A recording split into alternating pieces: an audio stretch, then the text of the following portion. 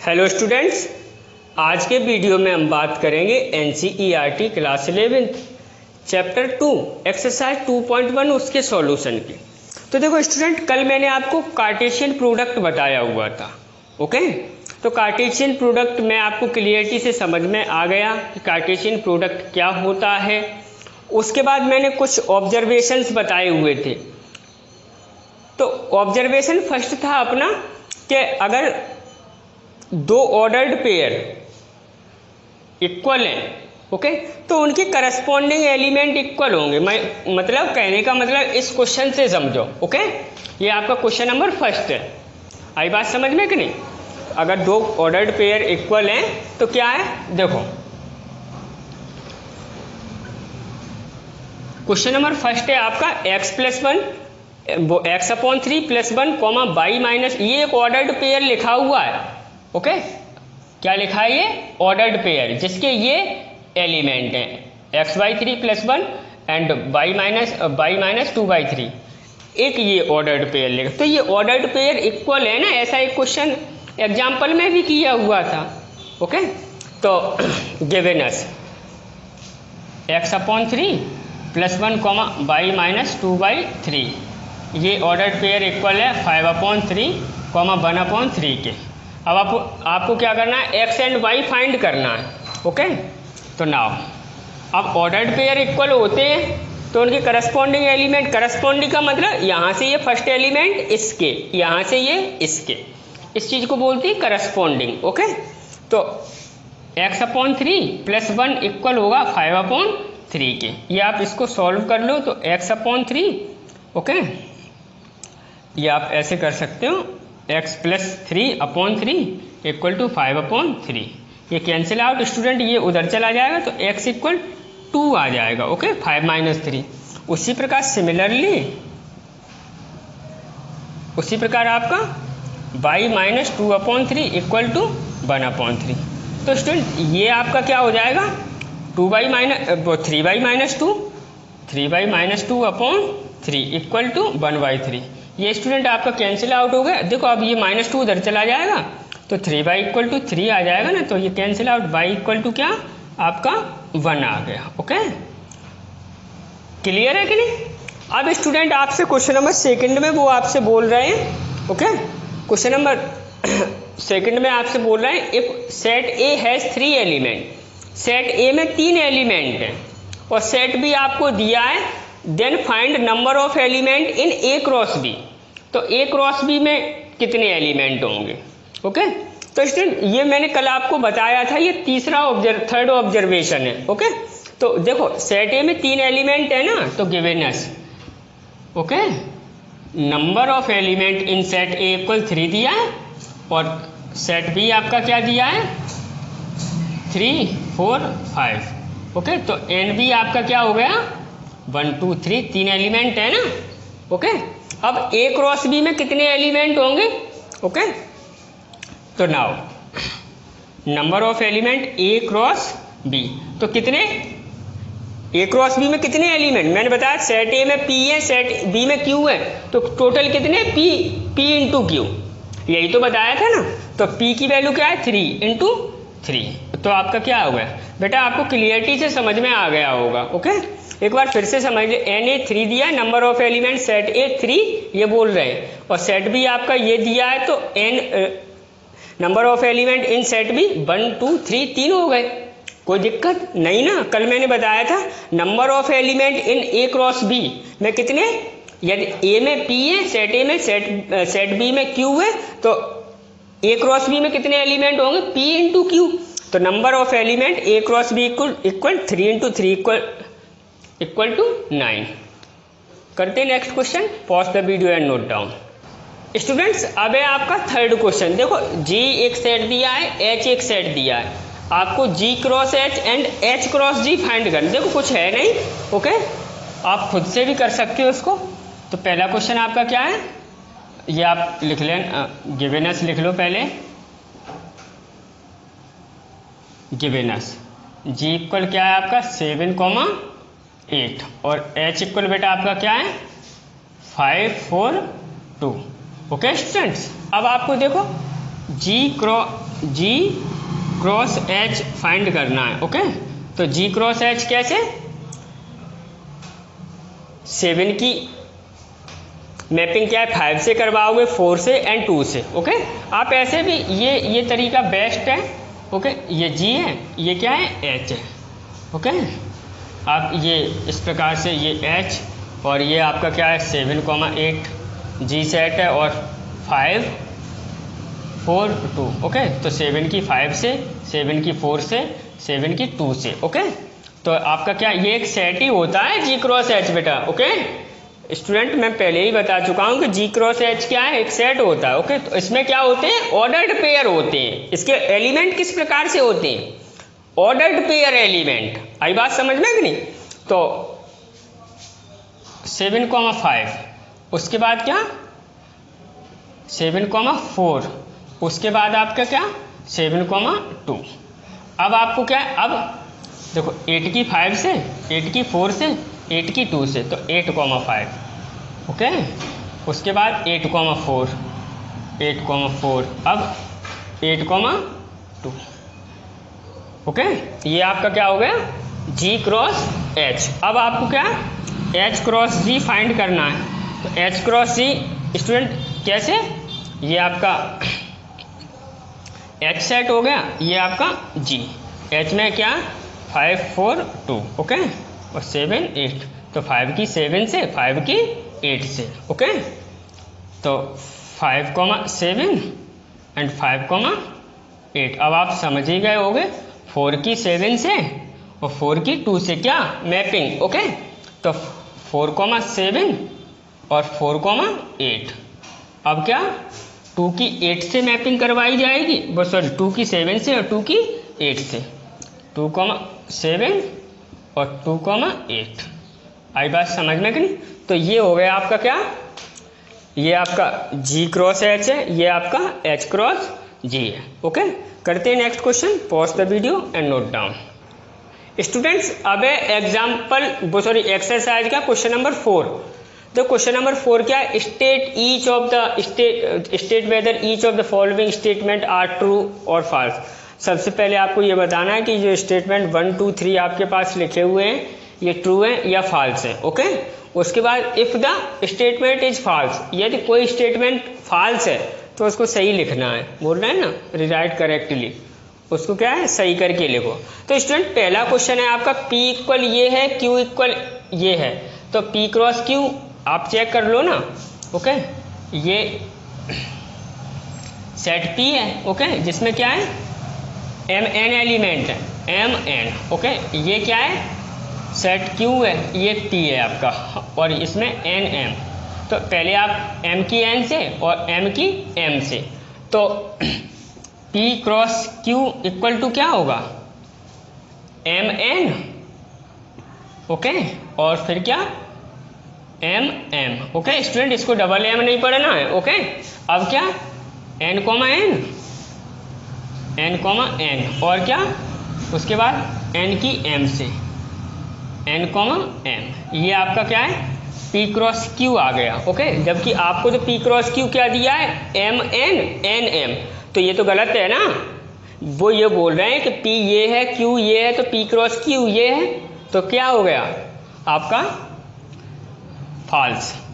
Okay, given statement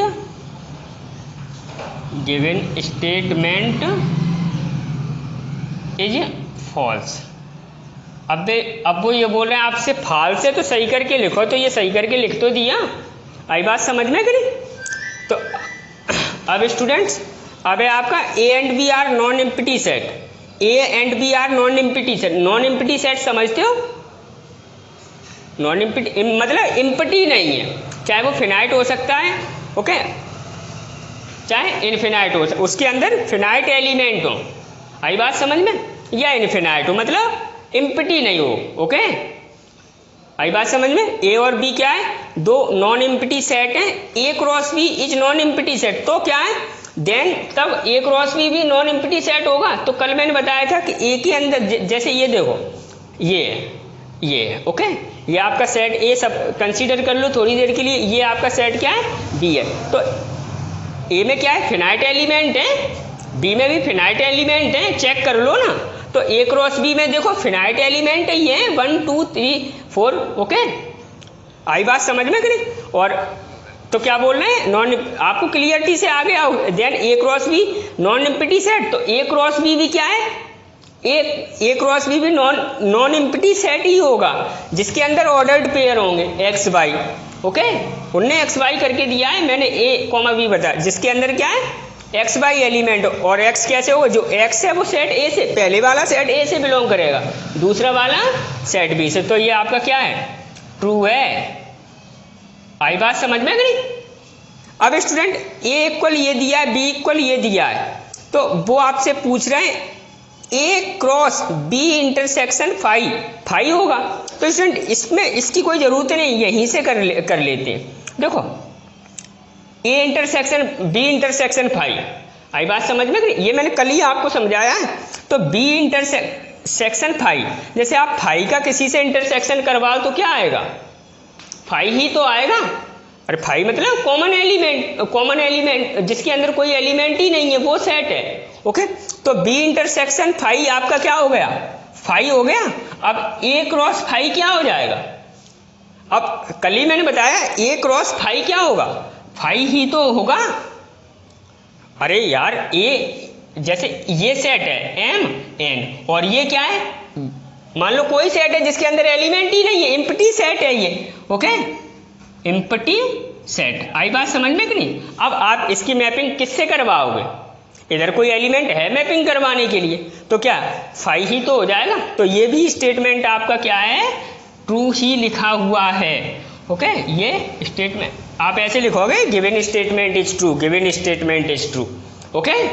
करते हैं next question. Before that pause the video and note down. Students अब है आपका question number 5 and question number 6। देखो question number 5 में आपको सेट ए दिया है, आपको ए क्रॉस ए फाइंड करना है। तो स्टूडेंट ए क्रॉस ए, देखो ए क्रॉस ए भी एक सेट ही होता है जिसके अंदर ऑर्डर्ड पेयर होते हैं, ओके।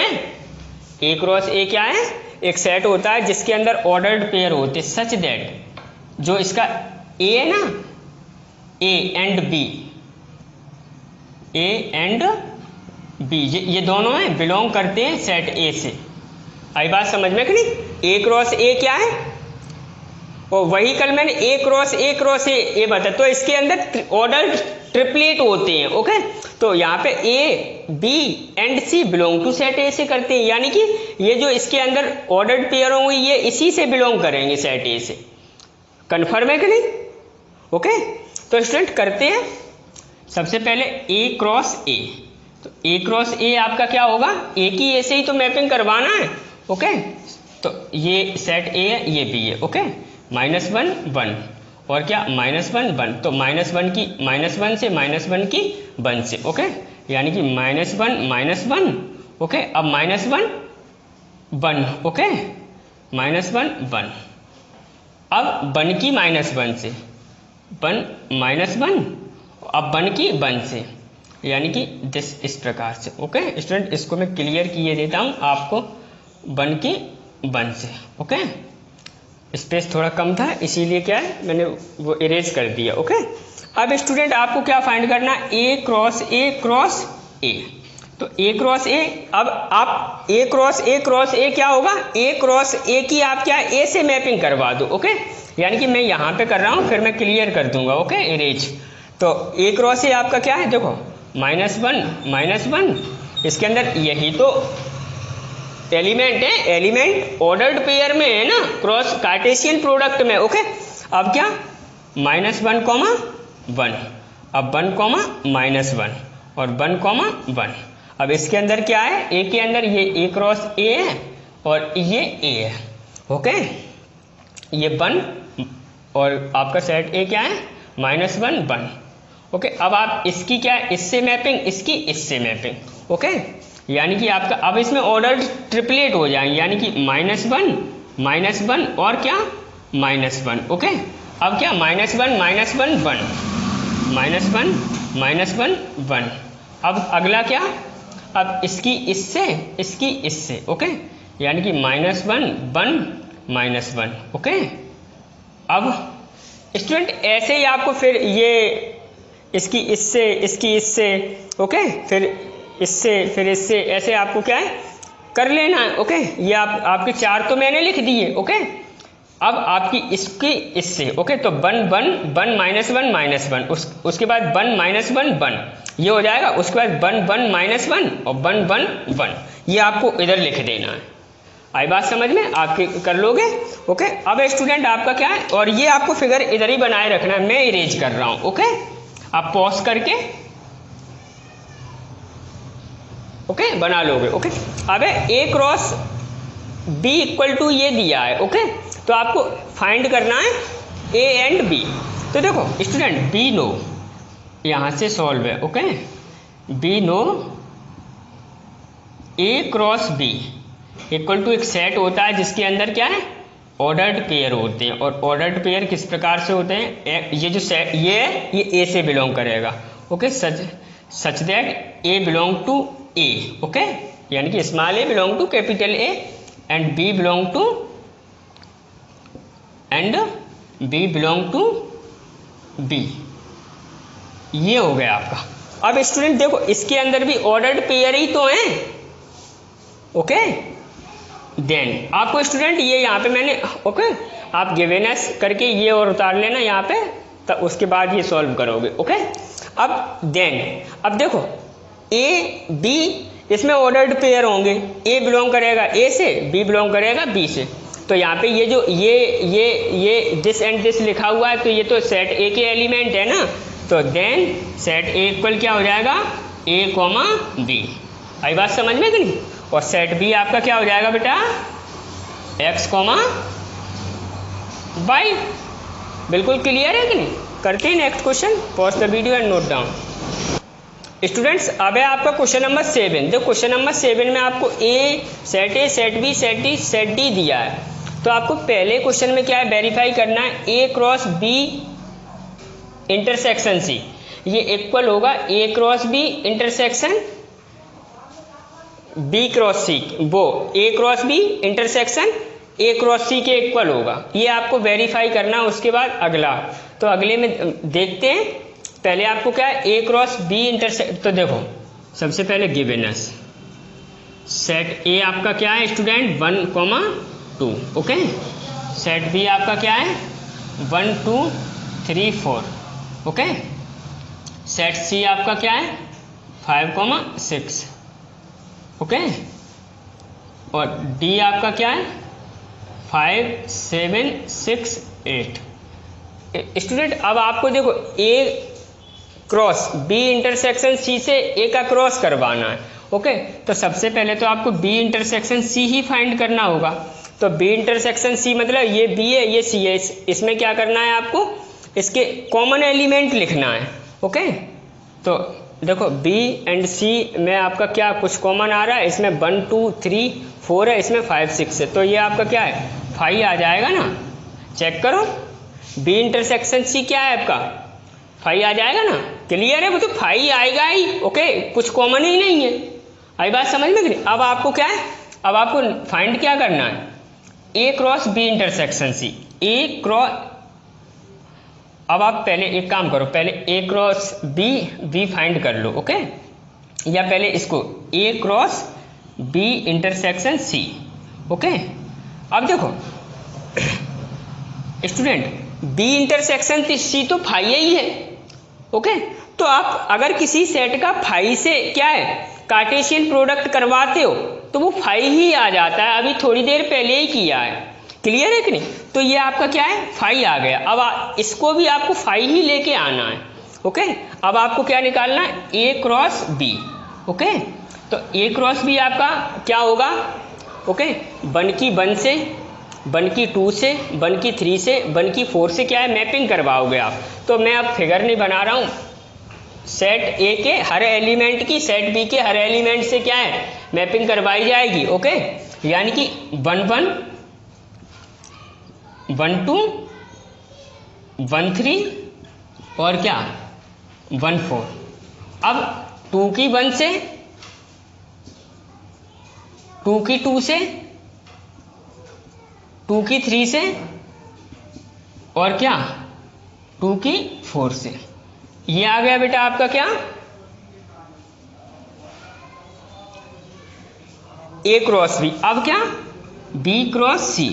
तो स्टूडेंट B क्रॉस C आपका क्या होगा, अब इससे आपको मैपिंग करवानी है। ओके, यानी कि 1 की 5 से 1 की 6 से। ओके, 1 5 1 6। ओके, अब 2 की 5 से 2 की 6 से, तो क्या 2, 5 एंड 2, 6। अब 3 की 5 से 3 की 6 से, 3 की 5 से 3 की 6 से। ओके, अब 4 की 5 से और 4 की 6 से, ये मैपिंग करवा दी। ओके, अब स्टूडेंट आपको क्या निकालना है, A क्रॉस B।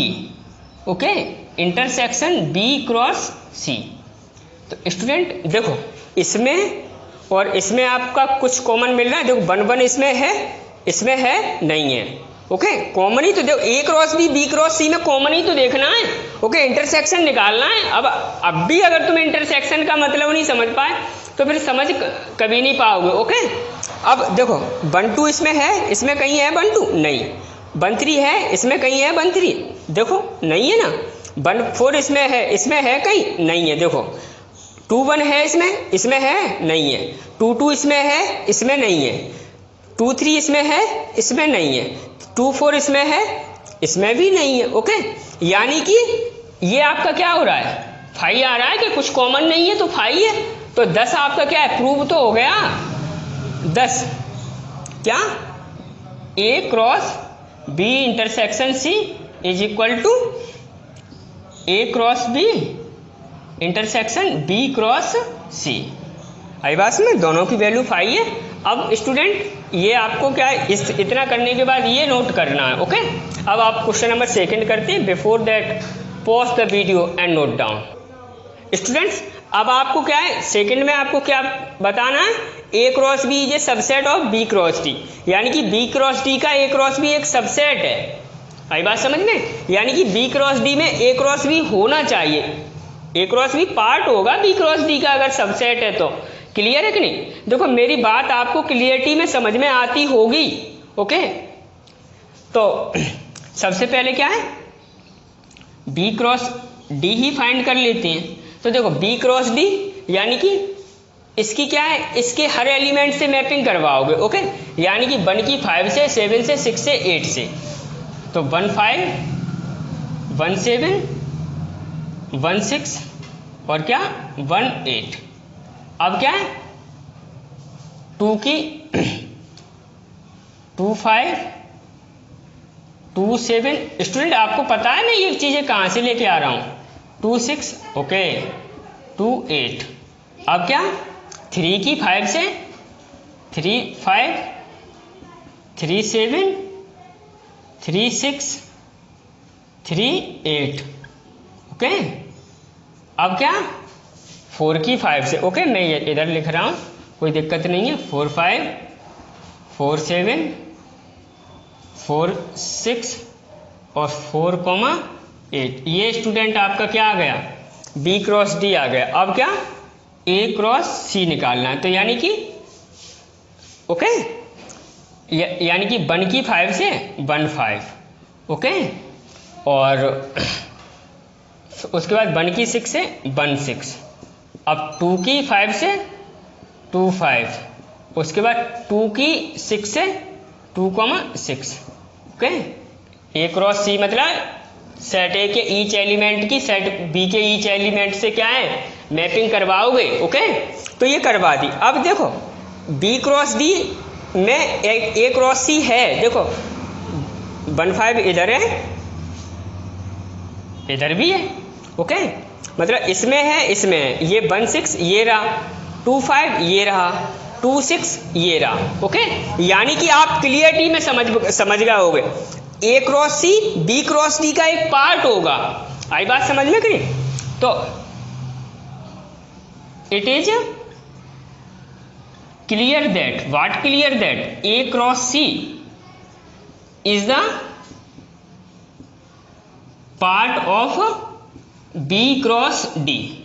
तो 10 क्या आपका कि A cross C is a subset of B cross D.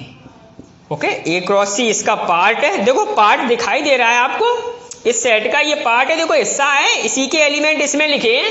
Okay, तो ये पार्ट हो गया। अब ये इसका पार्ट है, तो ए क्रॉस सी क्या है, बी क्रॉस डी का सबसेट होगा। क्लियर है?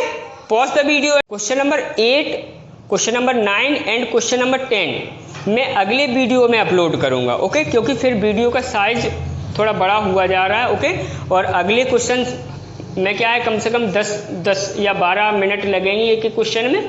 ओके, तो फिर आपका वीडियो लगभग 1 आवर का हो जाएगा। ओके, तो कल करते हैं, तब तक आप क्या है क्वेश्चन नंबर 7 तक क्लियर करके रखोगे। ओके, तो पॉज द वीडियो।